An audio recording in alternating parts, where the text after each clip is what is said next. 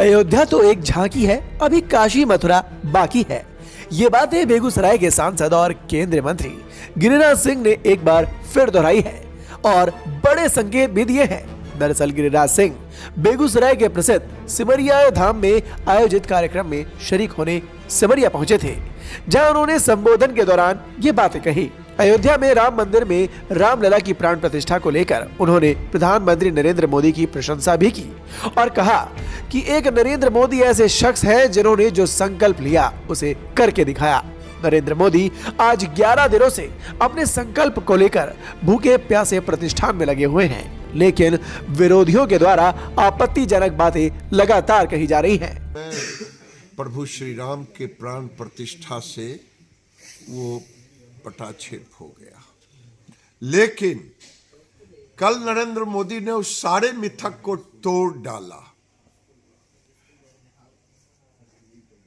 जो जात पात तंत्र मंत्र बाद ब्राह्मणवाद इस सारे चीजों को तोड़ करके नरेंद्र मोदी अपने को साध करके एक साधक के रूप में आए। अब भारत को नरेंद्र मोदी के नेतृत्व में इस अमृत काल में एक तरह से सनातन के पुनर्जागरण का दृश्य दिख रहा है। मुझे तो लगता है कि अब नरेंद्र मोदी की भूमिका देश के साथ साथ दुनिया में देश के बाहर जाएगा। और कभी गीता में कृष्ण ने कहा था, यदा यदा हि धर्मस्य ग्लानिर्भवति भारत अभ्युत्थानम धर्मस्य तदात्मनम सृजाम्यहम्। हे भारत, जब जब अत्याचारियों का अत्याचार बढ़ेगा तो मैं किसी न किसी रूप में आऊंगा। तो मुझे तो लगता है कि नरेंद्र मोदी आज उसी रूप में आए हैं, क्योंकि बता दें गिरिराज सिंह बेगूसराय के प्रसिद्ध सिमरिया धाम में आयोजित कार्यक्रम में पहुंचे थे, जहां उन्होंने आरती में हिस्सा लिया और सिमरिया धाम के पवित्र और भक्तिमय माहौल का अनुभव भी किया। आप देख सकते हैं कि कैसे चारों तरफ आरती की गूंज धाम में मौजूद सभी भक्तजनों को उनके आराध्य से जोड़ने का काम कर रही है। इस भक्तिमय माहौल के बीच अयोध्या में रामलला की प्राण प्रतिष्ठा के बाद बेगूसराय में भी साधु संतों में खुशी देखी जा रही है। सर्वमंगल आश्रम के संरक्षक चिदात्मन जी महाराज ने कहा कि रामलला एक बार फिर अयोध्या में विराजमान हुए हैं। इसको लेकर साधु संतों में काफी खुशी है। साथ ही साथ उन्होंने बताते हुए ये भी कहा कि रामलला अयोध्या में विराजमान हो गए हैं। वही रामलला का ससुराल मिथिलांचल में था और सिमरिया मिथिलांचल की अंतिम सीमा थी।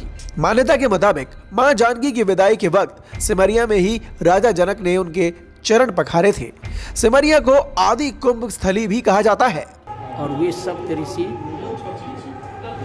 प्रत्यक्ष प्रमाण के तौर पर अभी भी नव में विराजमान हैं।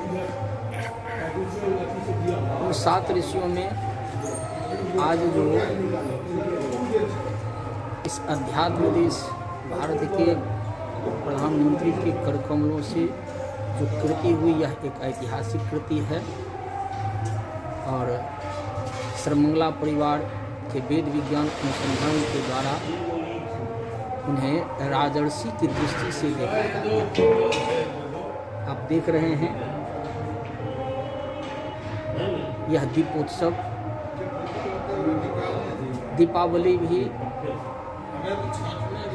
पुनीत कार्तिक के महीना में जब माँ लक्ष्मी का प्राकट्य होता है तो उस समय मनता है। भगवान श्री राम जब लंका पर विजय प्राप्त करके आते हैं तब तो मनता है। और आज भी संपूर्ण भारत में आपके सर्वमंगला परिवार में भी और इस आश्रम में भी जो देख रहे हैं यह दीपक।